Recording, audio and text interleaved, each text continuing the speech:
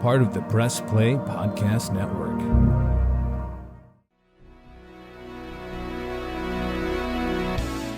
Iguodala to Curry, back to Iguodala, up for the layup. Oh, blocked by James. It's over. It's over. Cleveland is a city of champions once again. The Cavaliers are NBA champions. That sound means it's time for Cavs on the Break NBA podcast, part of the Press Play Podcast Network. I am your host, Chase Smith, and with me, the man, the myth, the legend himself, JIA, Jeremy and Akron. Jeremy, I miss you. It's good to see you, man. That's pod. We haven't podded together, and I feel like forever. We used to pod together twice a week, man, and now it's just, now it's like once in a blue moon. We're going to fix that this season with Cavs on the Break. Yes, sir. Jay, what's up, buddy? Dude, I am so excited. I'm so pumped about the Cavs. So pumped to be here. So pumped to be on air with two legends, you and Sam. Excited, man. I don't know about that, but it is great to talk to you. You caught the Cavs bug before last year. Yeah. Early. Mostly because I think you're a guy who knows a good deal. I think that's maybe how it started. Right? Yes, exactly. I went to more games than anybody because of the Cavs monthly package. but you saw the birth of this team. I was early. Look, I was early on Garland. I love Garland. I love the pick. I loved all of it with Garland. And yeah, at first I looked maybe wrong, but obviously it's working out in our favor now. Well, you know what else is working out in our favor? Go. Our other host. Let me tell you about him. He is the NBA writer for hoopswire.com. He's our Cavs insider, national NBA writer, Sam Amico. Sam, what's up, buddy? Gentlemen, it's great to see you again. Jeremy, it's really good to see you. I haven't seen you in a while. Obviously, I can see you. Our listeners can't, but Sam, fresh off a radio spot, man. You just got off the radio and you're like, I'm going to do a podcast now. Yeah, I do my best talking in the evening. So yeah. we are recording this late Tuesday night. So when you're listening to this, probably on a Wednesday, the Cavs will play today. We're going to talk about that after the break. But currently, as it stands, John Sable is currently anchoring over at Fox 8 tonight. Couldn't join us. He's slumming over there. Slumming over there. Shouts to Sable. and shouts to Zach for checking this pod out. The guy does every single episode. Shouts to him. But currently, right now, the Cavs started the season 2-1, winner of two straight, 3 competitive games, I might say. I want to do a segment here. We're going to revisit from time to time called the Triple Threat, where I'm going to bring out some topics and we're going to talk about them. 3, you can do 3 things from a triple threat. You can pass, you can dribble, you can shoot. And we're going to do a triple threat here with the Cavs. I want to start with the most important part of the Cavs right now for being 2-1. And that is Donovan Mitchell. Spida, you've seen all the stats. You've seen all the records. First player to start with 30 plus points games for the Cavs in 3 games. Most points over the first 3 games, 100 points, past Austin Carr, straight dominating. Sam, is this good or bad for the Cavs? Well, I think it's great, in the sense that he's not going to score this much, obviously, every game, and they're not going to need him to, but it's nice that he's doing it while Garland's out and they do need him to. And not to mention the fact that you already knew the guy was capable of getting 30 on you any night. He's showing you that he hasn't lost that in a new system with new teammates. And I thought JB Bickerstaff said it great the other night, was all of these are needed points right now. They're not empty points. Yeah. You'll see guys who, this guy, you look at the box score, he had 20 points and you didn't even know it because, just didn't really impact the course of the game. Whereas Donovan Mitchell really is doing it within the team concept. And this is a team that's going to get it done by playing team basketball, So the fact that he's doing it while fitting in it's just been really impressive and more impressive than I thought it would be right off the bat. Jeremy, before I hear you agree with Sam, people are saying Chase is dumb. Why is he saying this is a good or bad thing? Obviously, it's a good thing. Why do you think I am having a little throwing caution to the wind here with having Donovan Mitchell's usage be so high, being so dependent on him to score. Why could that be a bad thing for this team so early in the season? Help me out here. Defend me even if you don't want to. No, I understand what you're saying because you don't want to have to rely on him like that. You want it to come. But one thing that I think that Sam said and the coach said that's right, it's coming the flow of the offense. It isn't like he's dominating the ball. The thing that I've been most impressive with Donovan, and if you remember, I was the one that kind of planted the seed about this trade a long time ago on the show. I wanted Donovan. I had to throw that in there. I give myself credit. No, but I wanted Donovan forever. I've been a huge fan. I watched as much West Coast basketball as I could. That all being said, he's better than I thought he was. He's so under control. Like he's sort of a different style than Garland. Sometimes Garland looks like he's going a million miles per hour. Everything with Donovan is paced. It's slow. It looks easy. He gets to whatever spot he wants to get to on the floor. He always looks like he's so under control and he's in the flow of the offense. Everything, it doesn't look like he's pound, pound, pound, pound, pound, pound, shoot. It doesn't look like that. It looks smooth and in the flow. I just think that, could it be a problem if this is still going on in 3 weeks when Garland is in the lineup? Yeah, maybe then, but I don't think it's going to, because what was our problem last year was we didn't have a secondary playmaker. Well, now we do. It's just he's got a cut on his eye, so he's out. So yeah. I think that you'll see them play off of each other well, and you'll see them give each other breaks where each one will dominate the ball. So I don't think it's a problem at all, Chase. Now, if we're talking about this in a month and Garland's struggling and they're not fitting in, then maybe. But at this current moment, like Sam said, like Coach said, all his points are needed, and he's doing it within the framework of the offense. And it's a beautiful thing to watch right now. So it's encouraging to me that, well, also I love that he's on this team. And I think I think him and Kyrie might be some of the most purest, just shot creators, get buckets. Yeah. The Cavs have seen in a long, long time, but I think he's trading for him. And we talked about this a little bit pre-show, and I want to bring it up now. Is having Donovan Mitchell on the team going to limit Mobley's growth and his ceiling? Oh, no, okay. So we did talk about, behind the scenes here. We did talk about, my worry is that Mobley looks exactly like he looked last year. I used the baby draft. I actually stole that from my friend Mark. I know he listens. Shout out, Mark. He looks like a baby giraffe at times running around out there, just kind of like uncoordinated. When he tries to take someone off the dribble, it just looks messy. And I was hoping that would be what he expanded his game to this year, is that he could take people off the dribble. It doesn't look good. Now, I actually heard Windhurst today defend Mobley, saying he thinks he's still struggling a little bit with that ankle injury. He's just not saying anything about it. So he said he wants to give it a couple weeks before he makes any determinations on Mobley's development. And that's probably fair. And it's probably fair, like you said, that Donovan has, it doesn't look like anything's getting really run for Mobley. The times he has looked bad, it's he kind of caught the ball at a spot and tried to go to the rim, and it just looked messy. So maybe there is something to that with Garland being out, the structure of the offense not being where it's supposed to be, and maybe the ankle injury. So I'm not ready to sound the alarms yet, but I guess I'm a little concerned that he looks like the same player he was last year. Sam? Yeah, I think that the thing with Mobley, I do think not having Garland there hurts, but I think more than anything is you're integrating a 3-time All-Star into a lineup with a guy who's just coming off his rookie year. So there are adjustments all around. When you play with a guy like Mitchell, it's going to take some time. Even though it's a positive thing, and it's going to be positive in the long run, it's going to take some time, I think, for not just, especially for a guy who's coming off his rookie year like Mobley, and especially when he doesn't have the same point guard out there that he had last year in Garland, because Garland's been hurt. So I think those two things have impacted him. I do think, like Jeremy said, sometimes he gets the ball, and last year he never. I joked the other night. Last year he never looked like a rookie. He always looked like a veteran from game one. Well, against the Wizards, he looked like a rookie.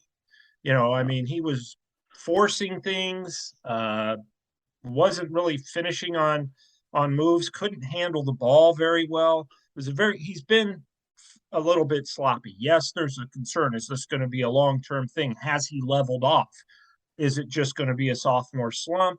which you don't want either. You want to see progression. Like I said, you got to give it, if we're still having this conversation at midseason, then you start to get concerned. But right now, I just think bringing in Donovan Mitchell isn't just an adjustment for Mobley; it's an adjustment for everybody. That's but fair. Mobley's probably going to be impacted the most. Hasn't seemed to be an adjustment for Jared Allen. Well, Jared Allen's game is a lot different because he gets a lot of his points and stuff off putbacks and running the floor and finishing. Look, we're 3 games in, so I'm not trying to sound the alarm on Evan Mobley right now or say that Donovan Mitchell is going to limit Mobley's growth or ceiling. But going into the season, hearing all the hype around Mobley, hearing how he's one of the best prospects in the league and how he's going to anchor this Cavs team forever, I think collectively we all would have liked to seen a little more productivity from him with Garland out. We would have liked to seen him maybe share a little bit more of the point load or just have a little more control than what we've seen these last 2 games. I think part of that, Chase, is on Evan to figure out what he does well, right? Remember Kevin Garnett at first no one could figure out exactly what he did. Then he developed that 19-foot jumper that became unstoppable because he's so long. I think Evan just needs to figure out what he does well. Donovan needs to figure that out too, so he can get him the ball in spots where he can do what he does well. And I think, last year you saw a lot of oops. You saw the timing between Garland and Mobley become impeccable at times, and I think that's a filling out process with those two. And it's on Evan to figure out what exactly he does well and develop that. So, yeah, like Sam said, like I said earlier, I don't think there's anything to worry about just yet, but it is a little slightly disappointing on an otherwise awesome beginning to the season.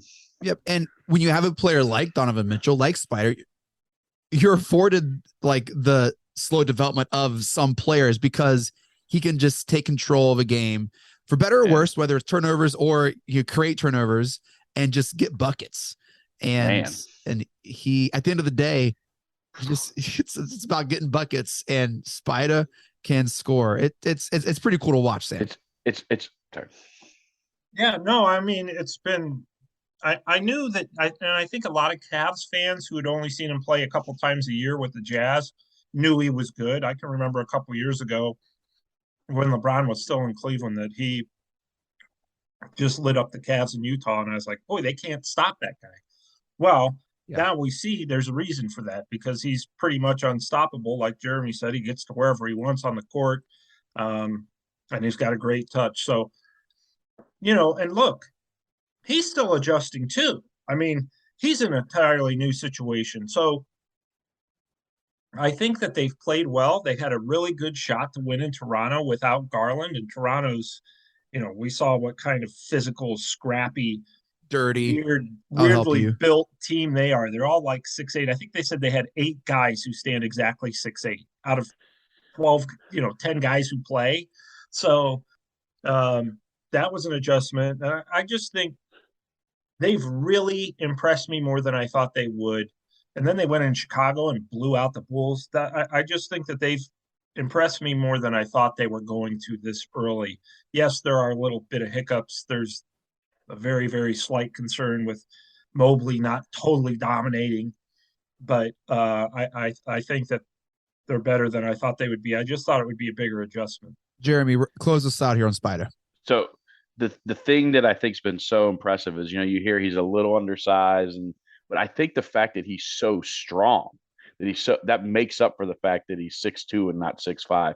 I heard Wendy say today that he's the closest thing to Dwayne Wade in his prime in the NBA today, because he's kind of similar to that style where Dwayne Wade could get to wherever he wanted to. And Donovan's kind of the same way. I think Mitchell, he could maybe a little better than Wade in certain areas like shooting and stuff. But I just think the fact that he's so put together and so strong is why, even with, they'll throw a 6'7" guy on him down the stretch, it doesn't really matter, because he just uses his strength to get by him. So very interesting, going to be very fun. I cannot wait till, I think Friday they're saying is Garland will probably be back Friday, probably not going to play tomorrow, even though they practice today. So I just can't wait to see it, all come together to get, with all the guys. That Jay, that might be a Mount Rushmore JIA take, having Spider be better in some areas than Dwayne Wade in his prime. I think he is. That's a pretty impressive statement. I think he's got a better touch on his jumper than D Wade did. D Wade is a little taller, but I guess think Spider maybe more range. Really I don't know about touch. Yeah, that's what I mean. Okay, touch from range. Us basketball players, Jeremy. There's a difference. Yeah. I'm sorry. Excuse me. I deferred to the college basketball player. He knows all about touch with range. Touch and range is very different. No, I love that comp though. I love that Mitchell and Wade comp. I hadn't thought about that until you just said that. All right, so the second part here of our triple threat, I want to touch on Darius Garland's injury, because I think starting the season against the Raptors, that's a tough first game. That's a scrappy team. You put Scotty Barnes versus Evan Mobley, and we talked about this in our season preview pod, how some people are talking a lot about them, but they're kind of overlooked in the East a little bit. And they played really physical. I'm going to say they played dirty. It's just a major blower to have Darius Garland go out halfway through the first game of the season and to miss games and to miss games. Garland isn't, he's missed games before. He was injury prone. That was one of the notes on him coming out of college. Is this going to be something we see throughout the season, Sam? Well, I would hope that he doesn't get poked in the eye very often. But and that has nothing to do with durability. It's just dumb luck right there. I mean, you're going to catch a pass and somebody pokes you in the eye because they're swiping at the ball and lacerates your eyelid. I mean, I don't know. Injuries are a hard thing to predict. I will say, LeBron, one time when we were talking about why he was never injured when he was in Cleveland, he literally looked at the time, of course, Kevin Love and Kyrie Irving were injury prone all the time back then, right when he first got to Cleveland, and he looked over at them and he looked back at the reporters. He said, well, some guys just have more of a pain tolerance than others. I remember that actually. Yeah. So, I don't think anything that has involved Garland's been serious when he's missed games. I mean, your eye is swollen shut. That's a big deal. It's not like Garland's just taking it off because he doesn't want to play. He wants to be out there. He's fired up about having Mitchell. I think that guys tend to play through pain a little more. And I'm not saying Garland hasn't done this. I'm just saying for future reference, guys tend to play through pain more when they have something to play for. And the Cavs have something to play for. That's not to say you want these guys out there when they're injured. It's just maybe, that they will play through pain a little bit more because it's like, look, we can really go places, not 2 or 3 years, but maybe this year. So, yeah, I don't, fingers crossed that none of the guys suffer anything that's more than the occasional game here and there, 3 or 4 games, because injuries, as we saw, can derail a season. And last year it was a difference in the Cavs season, in my opinion. They were top 4 or 5 seed until all that stuff happened. So hopefully this year, better luck in that area, because and the NBA is really trying to help out, with the way they're scheduling games. And I don't know if you saw Toronto's schedule. They played the Cavs, and then they had like 2 road games in a row against the Heat. They played the Heat in Miami, then the Heat in Miami. Then they played a couple of days later, they're going to have like the Sixers in Toronto, and then the Sixers in Toronto the next night. So the league is really kind of doing those baseball-like mini series to try to cut down on travel and theoretically cut down on the possibility of injury. One of my favorite JIA-isms is he's the straw that stirs the drink. And it does seem like the Cavs that we've seen the last 2 games isn't really the true Cavs drink. Jay, how pumped are you to see Garland with the team? With the team, I can't wait, and to touch on that Toronto game, one thing I thought was weird watching that at home was it felt like playoff intensity from like the get go, from the jump. I don't know if it's the Scotty Barnes Evan Mobley thing. I don't know what it was, but man, that was a intense opener. I think they're in And, similar that spots. was like an I think the inbound teams are in similar pass. spots. Yeah. Yeah, fair. And that was like an inbound pass, and they were going for a steal on the inbound pass, and he got a lacerated inside eyelid. I mean, like Sam said, a freak injury that I've never heard of someone lacerating the inside of their eye in a basketball game. So, but yeah, I just can't wait to see Garland out there. I think you'll see the spacing, but the way him and he plays off of Donovan and Donovan plays off of him. It's going to be fun, man. I can't wait. Can't wait to get him out there. He's such a good shooter to the spacing between the two of them. It's going to be, if they're both playing at the level that they can play, it's going to be fun to watch and be tough to stop. So I just cannot wait to see it. Sam, if we were playing the Celtics today, Wednesday, instead of the Magic, would Garland play? I don't think so. I think it's not right. I don't think the eye is ready. I don't think it's all the way open yet. I think there's still work to be done in that area. The worst thing that JB Bickerstaff said probably in his time as head coach was, well, Darius can see out of the eye if you force it open. And I'm like, well, who wants that image in their head, of that eye being forced open? But I think it's still a little bit of healing to be done before you can play. And I think that, Friday to me sounds like the soonest that he's going to be able to do it. I will say this, Chase. It's funny that you mentioned that, because I was like, don't even bother to bring him back for the Magic. No matter how he's feeling, just let him, even if he's fine, just, and the Magic are, they're a young, hustling team with a really nice player in Banchero, but, at home, you should win that game even without Garland. Hey, don't disrespect Franz Wagner like that. They got Wagner playing. Franz is a nice player too. Yeah, they've got a lot of young players. I don't know how many of them are still going to be on the team in 4 years, but they've got a lot of young players, and young players tend to be hungry.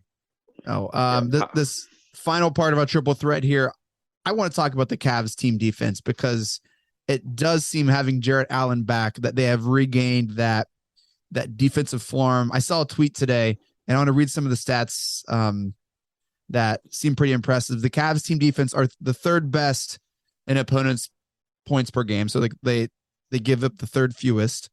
They have the third least fouls per game. They have the fourth best opponent field goal percentage within 5 feet of the rim. They have the fifth best defensive rating, and some really complimentary quotes from Coach JB Bickerstaff and even Donovan Mitchell and Jarrett Allen, talking about how the league needs to start recognizing, and Jarrett Allen's playing like he is the defensive player of the year, because he is. That was from the coach, because he is. And then Donovan Mitchell was like, okay, I didn't know he was like that. And so it does seem that the Cavs defense is kind of getting their swagger back, which has me excited, because Donovan Mitchell can play good defense. He can play good defense. And if he, sees Allen and Mobley and the length of LeVert and all of these things, and Okoro playing lockdown, like, the Cavs can be an incredibly great defensive team, which can pay dividends through the season and the playoffs. And I think that mix with Spider is why we're 2-1 right now. Yeah, I think so. And I'm glad you brought that up, Chase, because I think their defense finally some it's the rare time when I'm happy that Chase said something. It only took 4 years. But I think it's great, because it's funny. It's the first thing somebody asked Kevin Love. He was on the post-game radio show after the Chicago game. And the first thing, they asked him a question. The first thing he brought up was, our goal coming in here was to keep them under 100 points. That's what we wanted to do. And if we thought we could do that, we think we can beat anyone on the road. So it's really, that's their mindset, is defense first. And I've been very impressed with LeVert. JB Bickerstaff never came out and said this, but I was told before camp, whoever defends the best is going to win that small forward starting job. LeVert heard that, and that's all he's done. He's really been a determined defender. I've been impressed with the way he's played defense. His offense has been up and down, but that's okay. It's been good enough. But LeVert, Mitchell had a great steal. Mitchell is not going to be kind of that lockdown guy that's going to shut you down, but he is excellent at getting in the passing lanes. Just like who, Jeremy? Washington. Yeah. D Wade, right? Yeah, yep. I was just going to say, very Dwayne Wade-like. Yeah. And he makes a difference. And Mitchell talked about, knowing that Allen and Mobley is still doing, even though he's got his struggles on offense, he's still doing the job defensively. Yes. So I think that's really, like you said, Chase. And I remember the Memphis Grizzlies last year said this. We played playoff basketball all season, which is to say we played kind of almost that defensively, that grind out style. We wanted the other team to feel like the game was ugly. Even if it wasn't, we wanted them to feel that way because they always wanted to, get in the passing lanes, be all over them, be physical. And with the Cavs, they have two guys back there and really throw Robin Lopez in there. Guys Scrappy. That, they're gonna protect the basket. Yep. Jay, what excites you the most about the Cavs defense? The way that Allen and Mobley can contest shots without fouling. It's almost uncanny. We talked about this some last year. I mean, Allen is so good at it. When other guys would be a foul on the wrist or whatever, he just gets all ball. It's just unbelievable. I don't know if it's the hand-eye coordination, the timing. I don't know what it is, but it's almost uncanny. And another thing I like so far is how well they're rotating. Yes. There's contesting all those shots. They're getting a hand in the face. The rotations have been great. The scrambles have been great, getting out on the ball. And a lot of that's just effort. And, nobody controls effort for you. It doesn't matter what the other team's doing. Effort is the one thing that you solely control. And I think that's a testament to JD Bickerstaff and the leadership on the team, that it looks like they're always giving effort. To go back to one of Sam's points on LeVert versus Okoro, I think if it's even close, they're going to go with LeVert because LeVert gives you something on offense. Right now, Okoro, they're not even guarding him. And you saw he has zero confidence on that outside jump shot. He hit like the corner of the rim and the backboard twice on two. It's just bad because he has zero confidence in his shot. And he still is a fantastic defender. I saw something the other day. He's still no one's scoring on him, but you're just not giving him anything on offense. And, at times LeVert looks really sloppy with his handles. And he's not very good against a really good defender, but he did hit two big shots in the fourth quarter the other night. He hit and one of them was a three, and he does have a lot of length, and he is giving a ton of effort, and he's playing good defense. And so I think that LeVert actually fits well with what they're trying to do right now. And if he continues to give this kind of effort with his length on defense, it's going to be a fun season. And it is exciting to see a team play defense like this. We might joke about that defense, exciting, sexy. It is. It is. When you see these guys rotate, you see them giving effort all the time. Like Sam said, they're playing playoff defense the third game of the season, which is rare in the NBA. There's going to be a game. You can never forget. Go ahead.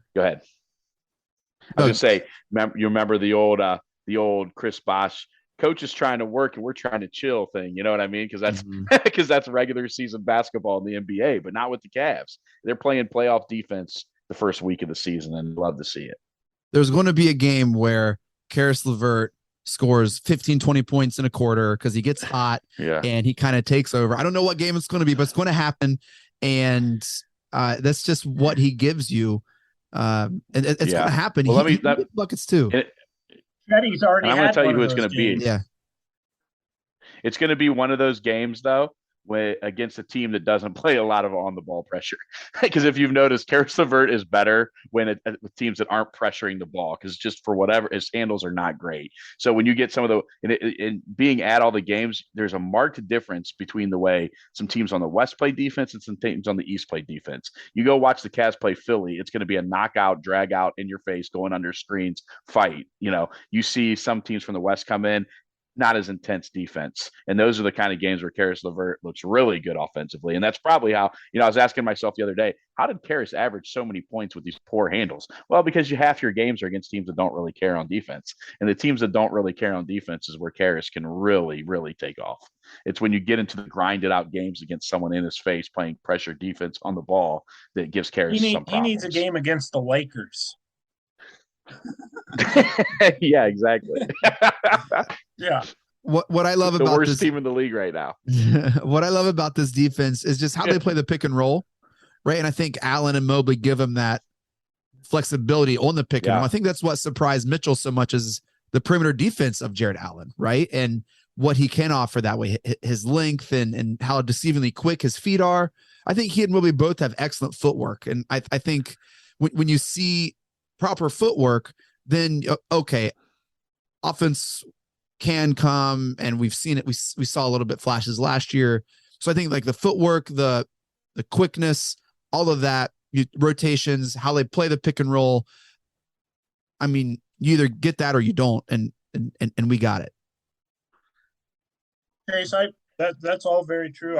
Yeah, thank you. Agree with you. Appreciate it. I just have one question. Okay.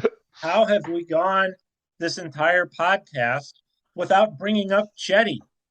Oh, Yeah. my God. Been like the most amazing 3-game run of his career. The thing about, and this has been universally true throughout his entire career, Chetty will either shoot you into a game or shoot you out of one. He's either hot as wildfire, or he can't hit the side of a barn. You know what I mean?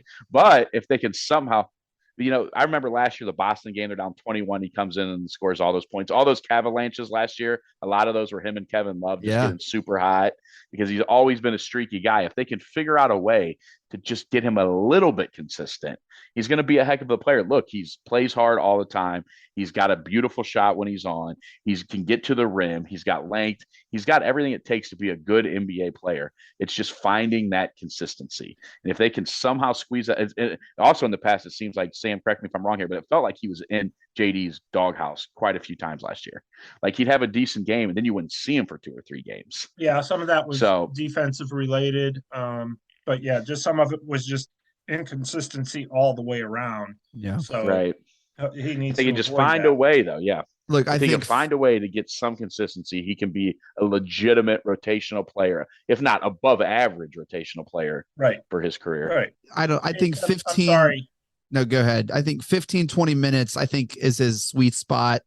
You get a couple shots in, heat check. If he's feeling it, feed him. If not, well, hey, maybe you get 7 to 12 minutes tonight. You know what I mean? I think over this course, I mean, he's been on the Cavs for a minute. Like, I think it's like him and Kevin Love, right? The longest tenured Cavs players. He's gone through a lot of expectations on the team. Like, LeBron kind of anointed him. That one picture, he's like training. It was like KD, Kawhi, Bron, like Jimmy Butler, and then like Chetty was there, which is like, what is going on? That's funny. And then it was like him and Sexton that one season, and it was just like, hey, show us what you got. And now I think he's kind of found his niche where, that second unit where he and K Love can do their thing and they're hot. It's great. And so I feel like we kind of where he needs to be, Sam. Yeah, I agree. And I think that, again, it's just a matter of consistency. Now, that said, I'm sorry that I ruined your triple threat thing by bringing up a 4th item. But I think that he's been impressive. 3 games, first 3 games. You can't complain about him. That's for sure. It's all right. They never call walks or travels in the NBA anyway, so I think we're good here. That's true. Isn't that good? All right, we're going to take a quick break. You're going to hear from Alliant Health Center and DraftKings. Stay with us. We're going to come back, talk about our Week 2 slate. Games coming up, and it's going to be great. Stick around. Cavs on the break. NBA podcast. We'll be right back. Ohio, listen, I have some great news for you. DraftKings Sportsbook is coming to the Buckeye State, and Press Play Podcast has sponsored with them to help you get the most bang for your buck. And it won't be long until you can bet on all your favorite sports from the comfort of your own home. To celebrate, all new customers will receive $200 in free bets when you sign up today using our promo code P3Cavs. That's capital P, the number 3, capital C, capital A, capital V, capital S, P3Cavs. Plus, 5 lucky customers will win a $100,000 free bet. You heard that right. $100,000 free bet. DraftKings Sportsbook is giving you right now, if you sign up for free, $200 in free bets just for signing up with our promo code, no deposit required. And you'll be entered to win a $100,000 free bet when you sign up. I just did it. It is super simple. It's easy. Download the DraftKings Sportsbook app today, wherever you get your apps on your phone. It is the best. You'll receive that $200 in your account the moment sports betting becomes legal in Ohio, looking like January 1st. You don't want to miss out on this incredible offer. Gambling problem? Call 1-800-589-9966, 21 years, ages, and older. You have to be physically present in Ohio. Eligibility restrictions apply. See terms at DraftKings.com/sportsbook. Subject to regulatory license requirements. One entry per customer. $200 will be issued as 8 $25 free bets. No purchase necessary for sweepstakes. Void where prohibited. Ends the first day DraftKings is allowed to operate in Ohio. See terms at dkng.co/OH. Hey, this is Chase Smith, and I'm here to tell you about our wonderful longtime friends over at Aligned Health Center. Did you know Aligned Health Center is the first and only chiropractic biophysics clinic in Northern Ohio? There is no other chiropractic clinic in the area that does what Aligned Health Center does. Let me tell you all about them. And I should know, I just went to them last month and they were incredible. From the welcome staff to the technicians and the doctors, it was an incredible experience, and I know you're going to enjoy your time there. Chiropractic biophysics is a technique that actually reshapes the spine and restores it to its original correct position. At most chiropractors you go in, you just get an adjustment and you're left with that short-term relief, but it's not actually fixing the underlying structural issues.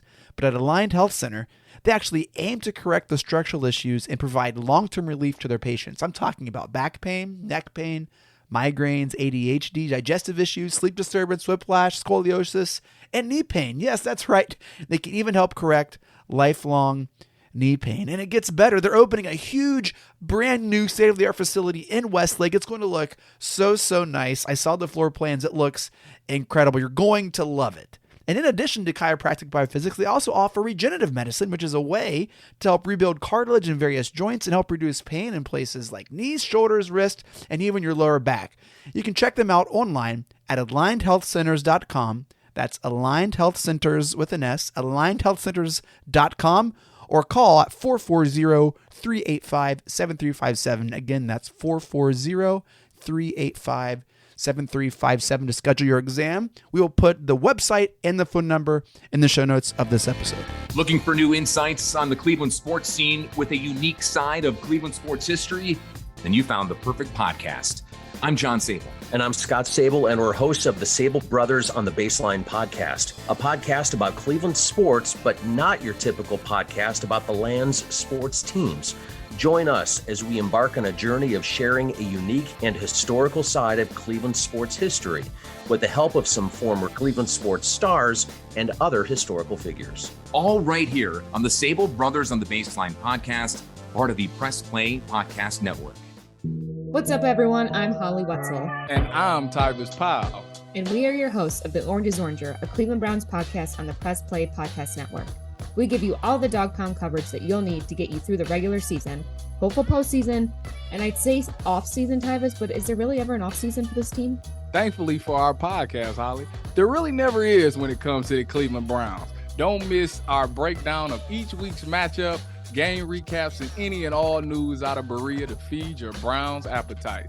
As we know, Holly, dogs gotta eat. Yes, they do. So hit that subscribe button and never miss an episode of the Orange is Oranger, Cleveland Browns podcast on the Press Play Podcast Network.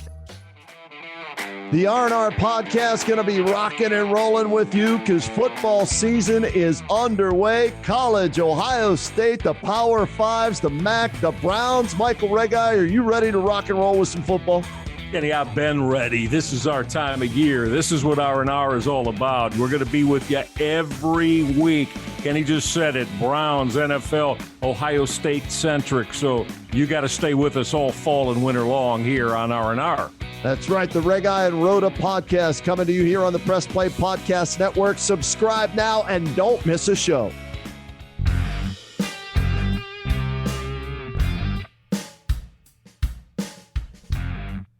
Hey everybody, I'm Gary. And I'm Jason. opening cards as a kid, no matter what was in the pack, you always had that stick of chewing gum. Well, it turns out Gary and I opened up a box of 86 Tops last year, and let me tell you, the chewing gum does not age well. Join us on the Ball Card Show, the sports podcast for the sports collector. All right, we're back. Cavs on the Break NBA podcast. We're having fun tonight. JIA in the house. Sam Amico talking Cavs 2-1. Staring at week 2 slate down the barrel. Week 2 slate. And here's what we got going on. Today, October 26th, we're going to be hosting the Orlando Magic at the Rock. Second home game. The Rock was buzzing. The Rock was rocking the home opener against the Wizards. I know, Sam, you were there. Jay, did you make it out? No, I didn't make it to that one, but I'll be there tomorrow. Today, I guess. And I'm great pumped. Great crowd. Overtime game. Everyone seemed to be in attendance. Tito was there. It was a great home opener. I wish I could have made it. Someone thought they saw me there. I was not there, unfortunately. It was probably Eminem. Or Jim Rome, one of them. The jokes just keep coming. Then we play the very next day on Thursday. We travel to Boston to play the Celtics, who, despite the drama with the coaching staff, playing good ball, the TD Garden. And then Saturday, we got a day off on Friday. Saturday, host the Knicks at the Rock at home. Sam, if you're the Cavs, what are you looking to get out of these 3 games here at the end of this week? Well, ideally you would like Garland back before at least the third one. But just more of the same, really. They to me, they could be very, very well could be 3-0. Could have won that game in Toronto, had a shot to win it. So I think really just more of the same, and more or less, if you're the Cavs, you're probably thinking a little bit what we're thinking, and let's see if we can get Evan Mobley going a little bit, get him feeling more comfortable. I think Mobley needs to have one of those games where we're all kind of saying, oh yeah, he's the future. So that's really what you're looking for, is really just more of the same, because as Love said the other day, if they defend like they know they're capable of defending, they will have a shot against anybody, including the Celtics on the road, as well as the Celtics have been playing. Jay, what are you looking forward to checking the game out tonight, Wednesday? I think just seeing if they can build on what they did at home the other day, make this a home court advantage where you're a 35-36 win team at home, right? Make it tough to come in here. The crowd, everyone talks about the crowd. Donovan talked about the crowd. Keep that going. Make it to where people don't want to come play here, and we have a real home court advantage. The best teams win 35, 36, 37 home games every year. Kind of build on that, and like Sam said, get Evan going a little bit. Try to don't force it. I would say, but get him going and get Garland healthy by the end of the week. I think we're trending that way. I heard he was on the court a little bit today. He was pretty pumped in his stunner shades on the sideline last game. So get him. I know he can't. I'm sure he cannot wait to get out there and play. So I think that get Garland back and build on that home court advantage you're starting to build here. Jay, what do you think the diff is going to be against the Magic? What's the diff? Think it's going to be, Apollo's impressive. I'm looking forward to seeing him tomorrow. Actually, looks great so far. But I think the Cavs, I think this is a double-digit win. I think 15-17, somewhere in that range. Probably build a big lead, and then they come back a little, and then we close them out in the fourth quarter with a couple threes from Donovan or Dean Wade or somebody. So I'm going to say Cavs 15-17, somewhere in there. Sam, what's the diff against the Magic here on Wednesday night? I'm going to go with 17. Yeah. Oh, look at this. Great minds. Well, I was just thinking that, maybe the Cavs will start a little slow or something, and the Magic will be all fired up because the Cavs are, one of the teams that everybody's talking about in the East. And then I think they'll pull away. Eventually, talent will win out, because they have the best player on the floor. Your theory, Chase, that's, if you have the best player on the floor, that greatly, greatly increases your chances of winning. And I would argue that, Cavs have at least the top 2, probably the 2 or 3 best players on the floor, even without Garland. And that's Sam is loving some Chase tonight. Sam, man, before you know, he's going to be quoting me rare. in an article. Don't Man. Yeah. Where is it? You were supposed to write another article. That was our agreement. I would be nice to you on the podcast. You'd write more articles. All right, I can see what I can do. I think the diff will be 7. I think we will have a lead 15-20, and then I think by the end of the game it'll be 7. Sam, what would a road victory in Boston mean for this young team, and say to the league? I think the league's already taken them seriously, but yeah, I mean, that would say to them is, all this stuff we're doing and that we believe in, guess what? It really, really works, and it's working early. I think they think that anyway, but I just think that would confirm what they kind of already know. So that, to me, there are a lot of reasons you can win a game against a team that's, viewed as superior. Maybe they're down, maybe their star player is not feeling great or got into a fight with his girlfriend or wife before the game or something. There's so many elements to every game. But if you're a team like the Cavs, this is who you're measuring yourself against, right? Because Boston came out of the Eastern Conference last year. Yeah. You can go into their place and not even win, but just say you're playing them to a fight to the finish. That says a lot about you. And I think the Cavs, look, to me, they're a lot of fun, but they're also right there in terms of contender status already with this group. Jay, I'll say this: if we beat Boston in Boston, the hype train is just going to be out of this world. In my opinion, I don't know I don't want to be on the podcast next week if you're hosting and they win in Boston. I am hosting next week, so be ready. Be ready, Jay. I mean, Cavs win in Boston. I know it's early, but my goodness, that'd be sweet. Yeah, well, look, Boston just got stomped by Chicago after we beat Chicago, so who knows? It is early. That's the one thing, though. The hype train will pick up, but it is early in the NBA. Teams have off nights. You have one bad shooting night. Anybody can beat anybody. But I think it will mean a lot to the Cavs because, like Sam said, they'll probably start believing, hey, look, maybe what we are, maybe we are him, as we belong say these days. Yeah, so, that we belong. That and I think the Cavs match up well against the Celtics. I think our length gives anyone problems. You're not agreeing with the matchup that we have against. No, I think at the other. What if you made the same face at the same time? You gave me the your wincy eyes, like trying to convince yourself. I think Boston probably thinks they match up well against the Cavs because they're strong on the wings. That's maybe we're not quite as strong with Jaylen Brown and Jason Tatum, but who knows? It remains to be seen. We're a different team now, so we'll have to see. Yeah, I think that obviously we're probably superior in the backcourt. In fact, definitely. Yeah. But those wings are problems for everybody. It wouldn't just be the Cavs. Yeah. Brown and Tatum are, essentially the two best. I guess probably the best 1-2 combo at wing in the whole league. So I would agree. That's just tough, but they're built differently than the Cavs. But I think that to your point again, Chase, the fact that the Cavs have two guys in Mobley and Allen back there to protect the rim is not something that many teams have. And that, is something that Tatum and Brown and a lot of people that it created havoc last year, if you remember, for Giannis Antetokounmpo. Yeah. That's who I think we match up the best against. But I think you put a Okoro on Tatum, and you have help from the bigs, and I think it's hard to shoot over them, hard to drive by. I just think it's hard. Right, and again, it all starts with defense for the Cavs. So if they defend well enough, they'll give themselves a shot. Well, we'll see. Last thing here, the game against the Knicks on Saturday, the Rock. Will Donovan Mitchell score 40 points?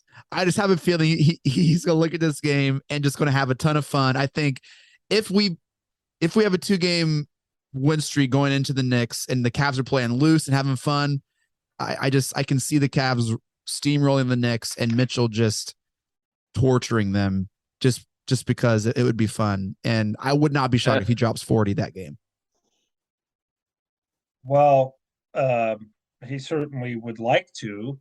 it being his hometown team and the team that was supposed to trade for him. Everybody thought had worked out a trade for him. But I think that he's capable of, obviously we know this, he's capable of doing that against anybody.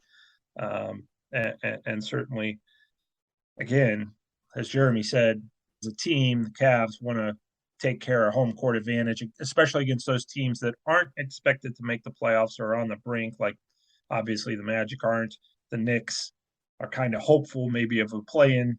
Those are the teams that you really want to take care of business against at home.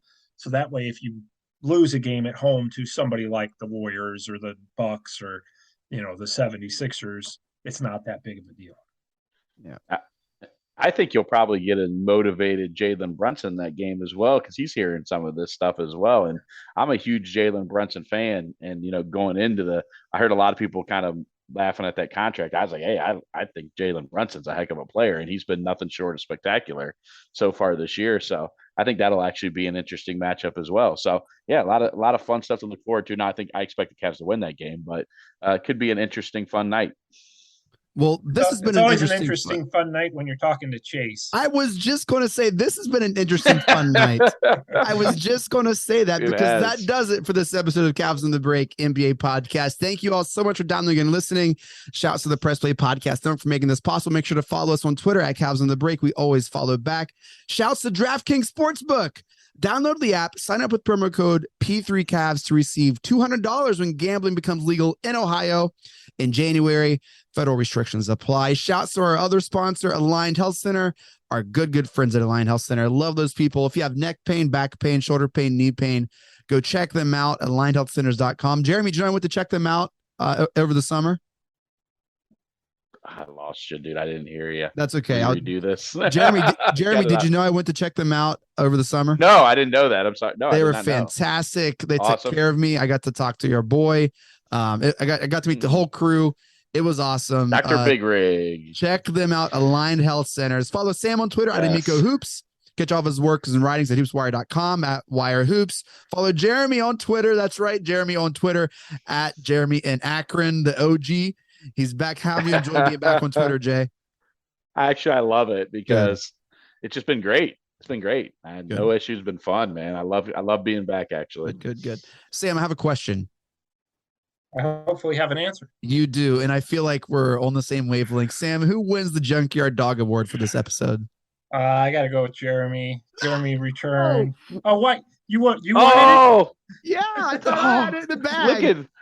Look at the Glory Hound. Chase the Glory Hound. I didn't know you were eligible. Oh man! I all right. Well, Jeremy, myself or Jeremy. Look, I'm fine with giving it. Give me my chain. I'm fine with giving it to Jeremy. I miss him. He's a podcast legend, and so anytime he gets it, it is always well deserved. So, Jeremy, congratulations on the Junkyard Dog Award for this episode. If I get to pick every week. Sam, it probably should go to a guy who played college basketball. That's true.